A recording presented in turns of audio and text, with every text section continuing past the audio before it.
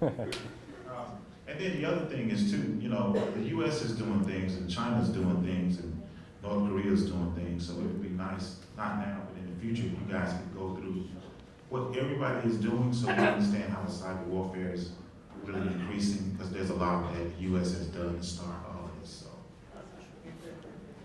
Sure. We were wondering whether this was going to get political. I resisted the temptation to start with the recent allegations that have emerged today. That would get a little too graphic, I think, for everybody in a polite forum like this. But the questions, of course, were the Burlington Electric case, is it Russia trying to penetrate our grid? And the actions of other nation-state actors in cyberspace. So the Burlington Electric grid, it's pretty much a consensus in the cybersecurity community, I think, that this was an unfortunate case where these indicators that were pushed out by the United States government were applied to network defense. In the case of this one particular laptop, it turned out to be a pretty innocent indicator. I think it was it a Yahoo server or something that might have been breached at some point, but basically everybody would get a positive if they plugged this into their defense. What's unfortunate about it is that this reached a high political level really quickly.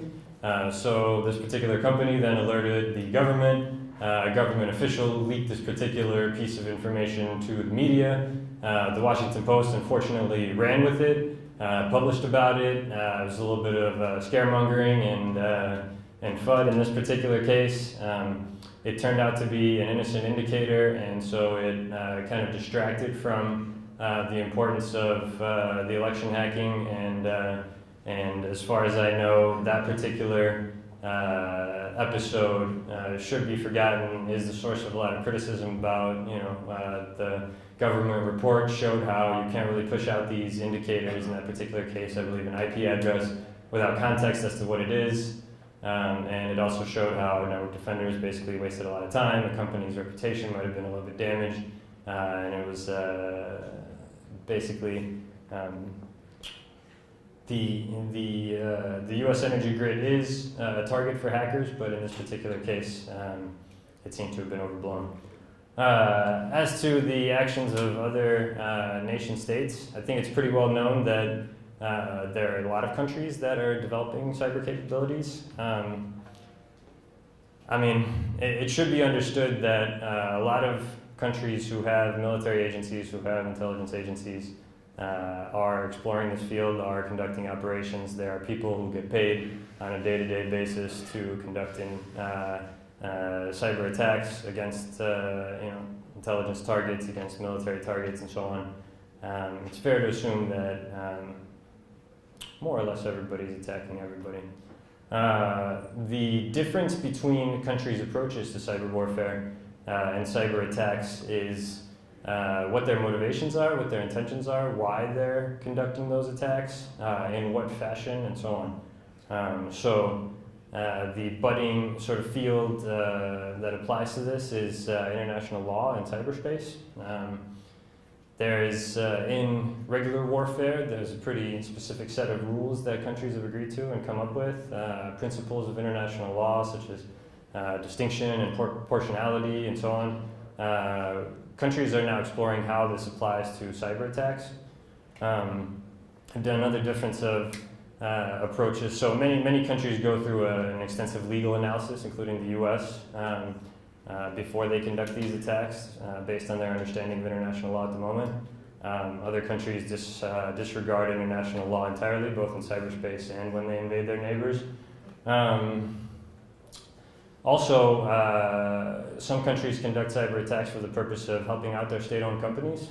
This is pretty clear with one particular set of cyber threats emanating from China. A lot of other countries don't have intelligence agencies that help their state-owned companies, or don't have state-owned companies in general.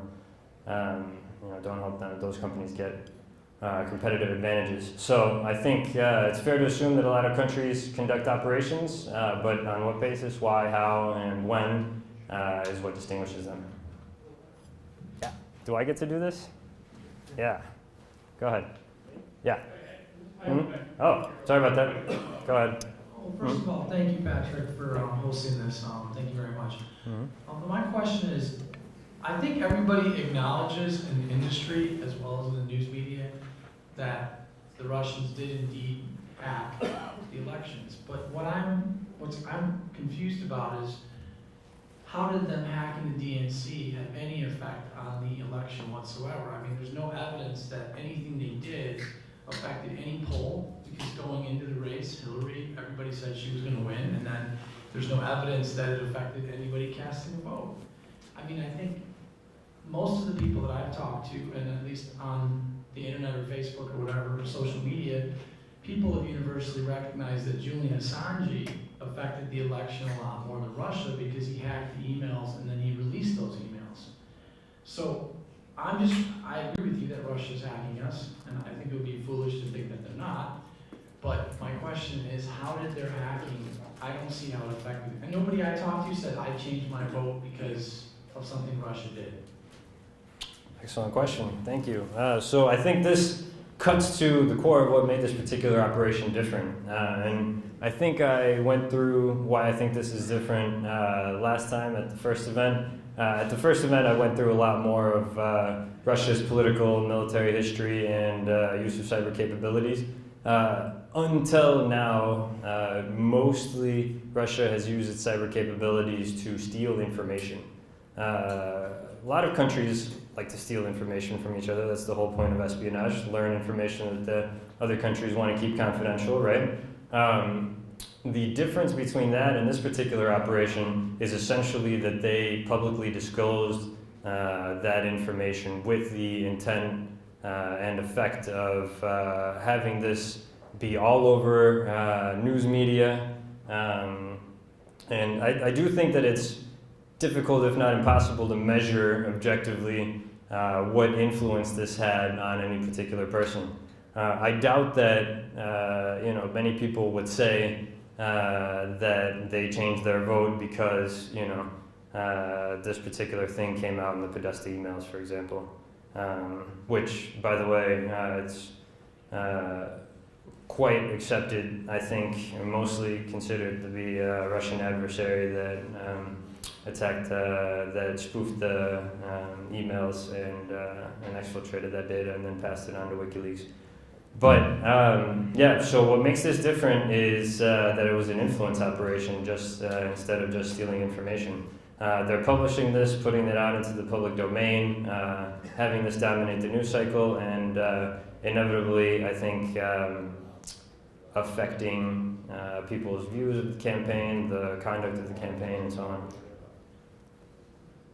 I don't think that they changed any vote tallies through cyber means and cyber tools, but I do think they try to change what people think, and I can't prove to you that they were successful in any particular case, but that was, I believe, their intention, and they've done this in a lot of ways in a lot of different countries. My country of Estonia is inundated with Russian misinformation or doxing, so to say, of particular politicians or media companies and so on. This is a tactic that has its roots in Soviet active measures and compromat, compromising information about individuals. It's a tactic that's used by Russian intelligence agencies for roughly 130 years, and the U.S. was the target of it this time around. Sorry, can we get a microphone maybe again? Just real quick on the follow-up. Mm-hmm. Yeah, just on the follow-up. Julian Assange said, at least on Facebook when he released those WikiLeaks, that his contact person was not from Russia, but it was from somebody inside the DNC, somebody that betrayed Hillary. He emphatically stated that it was not Russia. I don't have any proprietary information as to where exactly WikiLeaks gets most of their information. To my knowledge, WikiLeaks usually doesn't comment on their sources. The fact that they commented this time might be a piece of evidence that's of value. Normally, if an intelligence agency wants to release compromising information, they wouldn't have their agent walk up to Julian Assange and hand him a little package. they'll probably pay, you know, your random thug to give it to your random homeless guy to give it to your random third party, and then, you know, hand it over in some different form. So that would be extremely poor tradecraft on the part of the intelligence agencies, and that's pretty much what I think about that particular topic. I think Edward's good. Mm-hmm. Basically, my follow-up is, couldn't America or any other country with a modern, sophisticated intelligence service do that same thing? Sure. So this comes back to intentions and capabilities, right? Presumably, an agency of a Western country that was interested and took it as their political priority to influence the election of another country could conduct an offensive mission to steal interesting data and then leak that to other media in that country, right? To the best of my knowledge, that hasn't happened. I think that goes to show what kind of a country we're dealing with, what kind of policy priorities they have. In general, Western countries act differently. Their goal in most cases is to promote the freedoms that we hold dear. Their goal is not to undermine faith in those same democratic principles in other countries. Based on what you said, I think we need a Geneva Convention for cyber war, but we're not going to get one until a lot of countries have felt the pain. Mm-hmm. And it's, shocking that, according to anything I've read, the USA has no near public capabilities like Russia, which until Russia feels the pain, they're not going to come to the table with the new.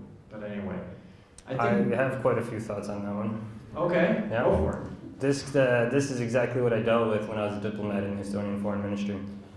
So Russia and China have actually multiple times tried to bring to the table a treaty at the United Nations level to create a set or code of conduct, set of behavior that countries would, in their hope, sign up to.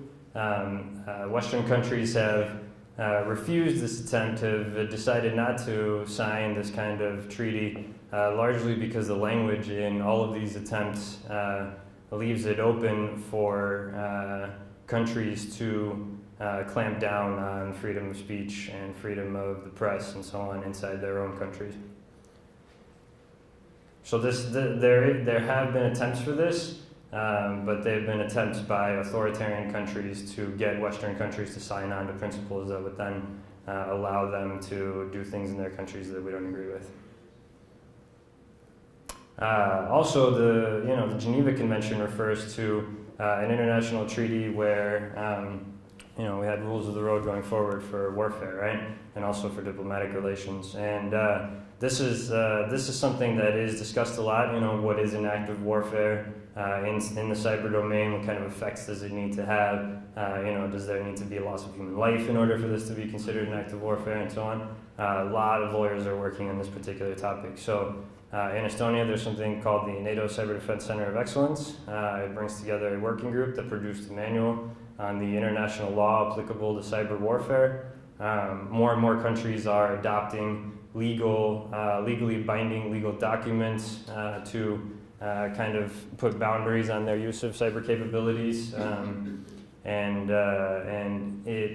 Some analysts do think that as these attacks escalate, everybody will be incentivized to come around the table and agree to some set of rules and norms for cybersecurity in the future. The problem with that particular approach is essentially that we have a lot of countries that do sign up to international treaties but then proceed to violate them in a lot of ways anyways. So it's unclear whether that would constrain those countries who want to use their might and their national power to undermine others. I feel like we had a question in this direction. Yeah. I'll talk about this all night. I don't know how long you guys want to stay here, but Well, I just had problems with the FBI report. There were articles in both the Tribune and on CNN that the FBI never actually took possession of the DNC servers and never did an independent analysis of what happened to them.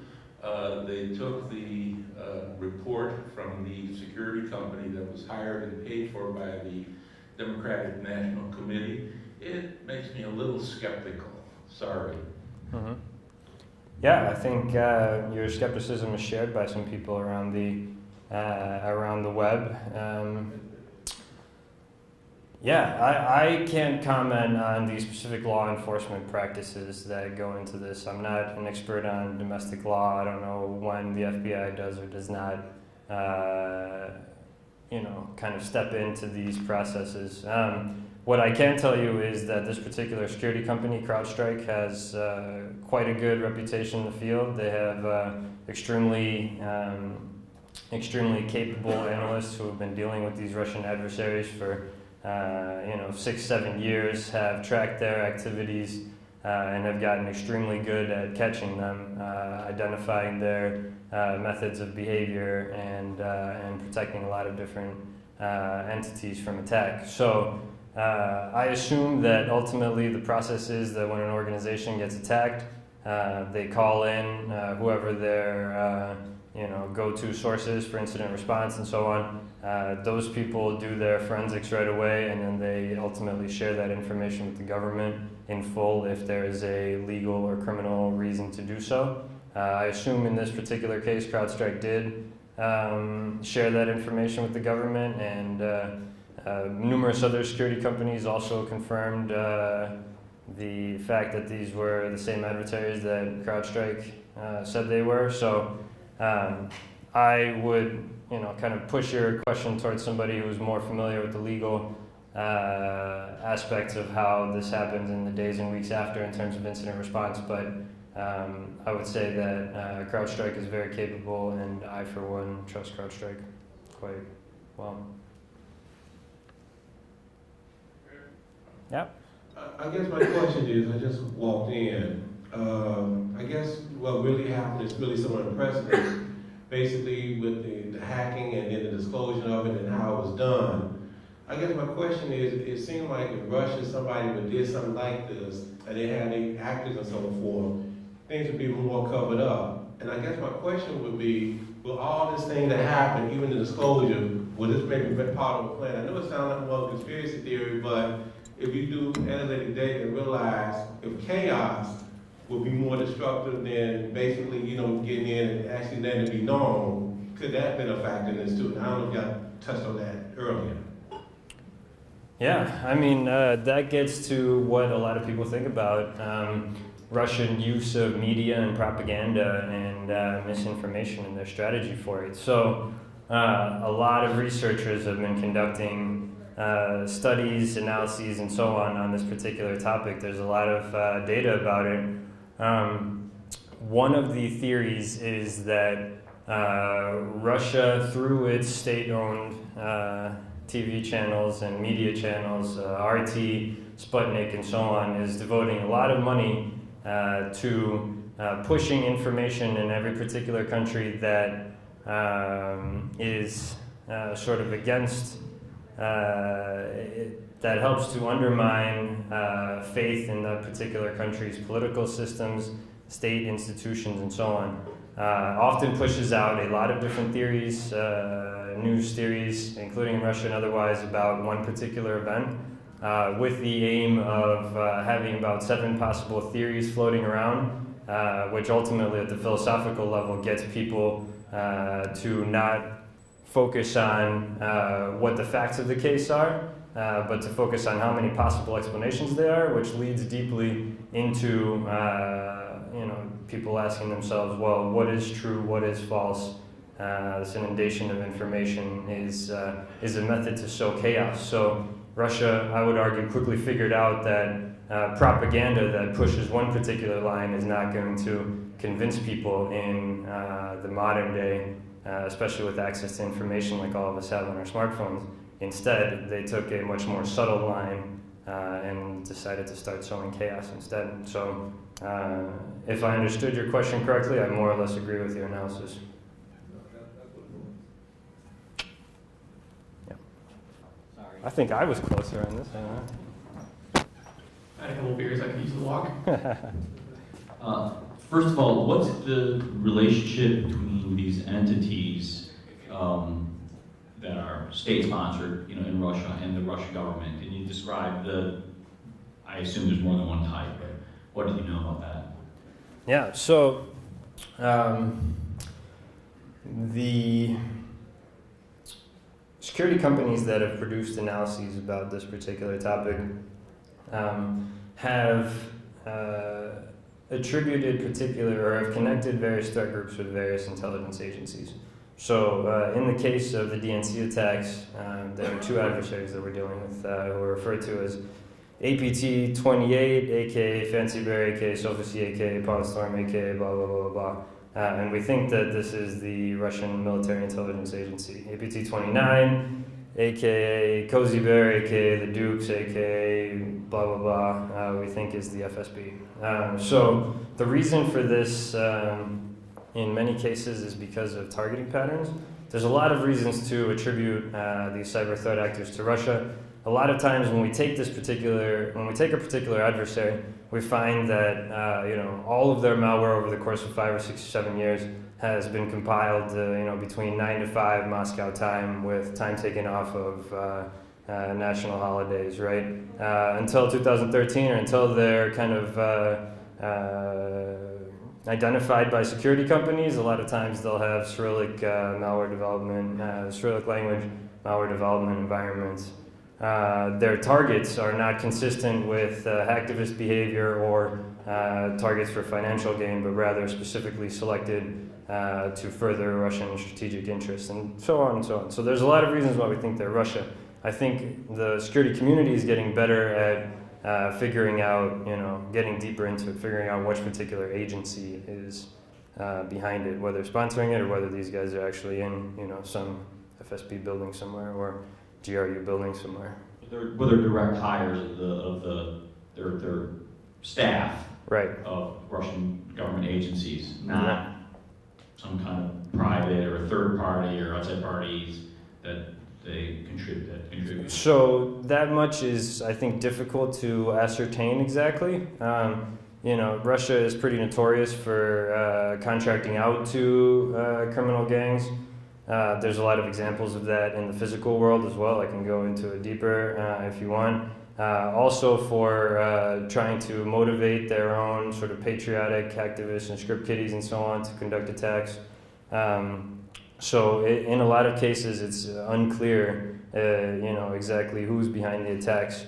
But with these two particular adversaries, clearly they're extremely well funded. They've been at it for years, presumably are going to be at it for many more. They have, some of these tools that they use would take teams of dozens of people to create them for some amount of time. The information that they've exfiltrated, presumably in the, I don't even know what unit of data to use for this, because they've attacked hundreds and hundreds of targets and have exfiltrated probably an incredible amount of information in 50 different languages, which means they have to have the analytical capabilities to translate and to use that information to inform their foreign security policy. So based on this kind of information, we assume that we're dealing with extremely well-funded intelligence agencies. Then we can get more specific and pick our adversary and see what kind of targets they go for. So in the case of APT-28, for example, we're seeing a lot of targeting of defense attachés or military attachés, which are military representatives of a certain government somewhere else. So this is, one data point that shows us that presumably we're dealing with a military intelligence agency who would target other countries' military representatives, for example. I have another question, I guess, or a request for a comment. You did not mention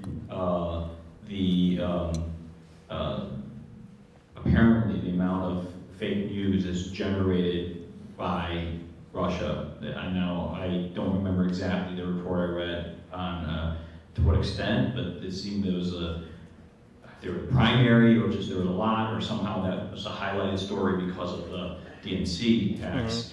What can you tell us about that? Do you know about that? The other fake news, social media inserts? Yeah. Well, okay. So, I mean, what I will say on that topic is, we even saw just today's press conference showed how this buzzword of fake news is going to get abused and abused and abused, right? So, I would prefer to stick with misinformation or propaganda and that kind of stuff.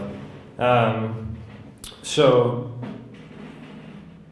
I would argue that, and the U.S. government's report from Friday went into this in great detail, right? So even more than its conclusions about what actually happened during the campaign, the report touched for 6 or 7 pages on RT, Russia Today's activities with respect to the elections, right?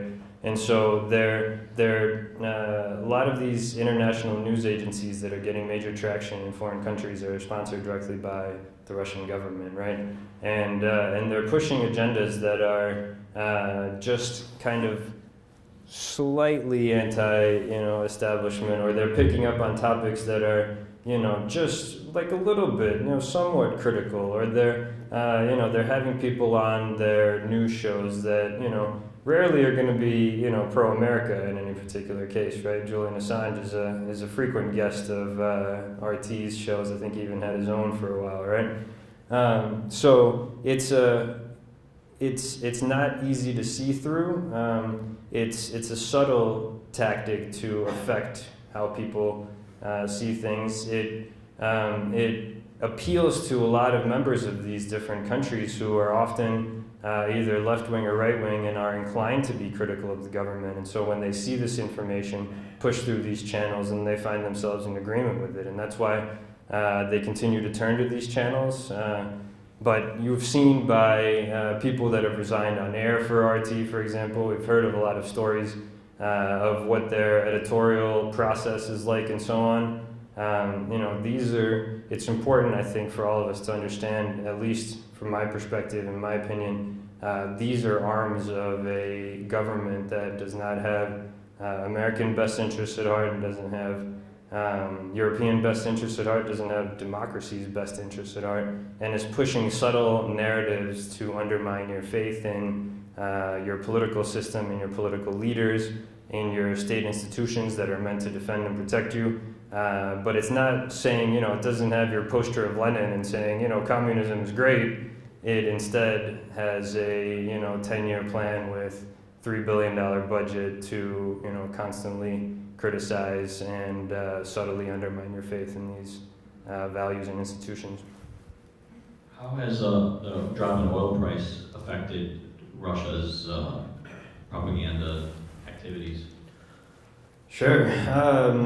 Russia is struggling economically. I'm not an economic analyst. I don't keep a day-to-day eye on this, but the last that I saw of this is essentially that Russia's economy is really struggling. In absolute terms, I believe they've gone down roughly 40% since 2014, depending on which economic indicator you use. In the 2000s, Russia's economy grew an amazing amount because the oil price was high. They continued to have a national reliance on essentially hydrocarbons and defense. That's a large proportion of their economy. After 2014, the oil price fell dramatically. Western sanctions hit their trade. Their reserve funds are diminishing. Their economy is getting smaller. Their wages are lower. Standards of living are lower, and this is disrupting the social contract that the Russian people have essentially with Putin as an authoritarian leader, which is that, you give us economic benefits and, we won't care as much about our social and political and economic liberties. That social contract, I believe, and many other people believe, is falling apart now because Russia's economy is struggling. And so, as with many other authoritarian leaders in the course of world history, we now see that in order to placate or in order to scare a population that is not benefiting economically from your government, you have to create an external enemy. And that's clearly being done with Ukraine, in Syria, and most prominently with the United States of America. Unfortunately, Russia is not your friend, never wants to be your friend as far as I can tell with this administration, and probably will use all of its state resources in order to undermine the American-led global order. Sorry. Yeah. Thank you. So very interesting. I wish this weren't the case, by the way, for the record. We see a lot of instances in the United States of actors and threat actors reaching American companies and doing a lot of things internally. And quite often we catch those actors, or we have some history of catching those actors, or at least seeing them, and even the global actors like China recently with the law firms being infiltrated. So my question is, does Russia have that type of track record of enforcing, or are there any type of threat actors that are against the Russian government or Russian entities? And is there a history of them actually enforcing against those people? Yeah, I mean, Russia gets attacked a lot too, let's be clear here. Russia has its own threat landscape and its own assets to protect, right? And so it's got cybersecurity problems just like everybody else. Ukraine has been the target of a lot of Russian threat activity. Ukrainians have also organized themselves into various activist units and so on to fight back. Russia has a huge cybercriminal community. The tacit agreement, as far as I can tell in my research and analysis, has been among the Russian government and Russian cybercriminals is as long as you don't attack, as long as you don't benefit off of Russian companies and Russian government, then feel free to do whatever the hell you want, more or less. Russia doesn't engage in legal cooperation in the cyber field with very many other countries at all. So, for example, in the case of Guccifer 1, who was a Romanian guy, Romania extradited him to the U.S. because he was attacking U.S. politicians, right? And there have been dozens of examples of countries who care about global cybersecurity extraditing their criminals to the other countries that have actually been attacked, right? And this is actually a field of development in international law as well, where we're trying to come up with global sort of understanding of cybercrime and align our understandings of cybercrime so that people can't just randomly hack each other just because they're in a different country. But yeah, Russia has its own cybersecurity problems, and it does enforce, cybercrime domestically as well. It puts a good amount of hackers in prison that make the mistake of attacking their own domestic organizations and finding out about it.